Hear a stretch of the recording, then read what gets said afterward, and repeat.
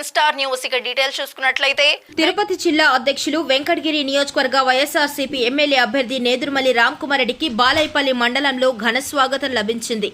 ఎన్నికల ప్రచారంలో భాగంగా వెంకటగిరిని నియోజకవర్గంలో బాలైపల్లి మండలం కడగుంట గ్రామ పంచాయతీలో ఆయన పర్యటించారు. ఈ సందర్భంగా ఆ గ్రామానికి విచ్చేసిన రామ్కుమార్ రెడ్డికి కడగుంట గ్రామంలో వైఎస్ఆర్సీపీ నేత గంగాదేవి సురేష్ ఆధ్వర్యంలో భారీ గజమాలను క్రేన్ సాయంతో నేదురుమల్లి రామ్కుమార్ రెడ్డికి ఘన స్వాగతం పలికారు. అనంతరం వైఎస్ఆర్సీపీ శ్రేణులతో కలిసి ఆయన గ్రామంలో రోడ్ షో నిర్వహించి మాట్లాడారు.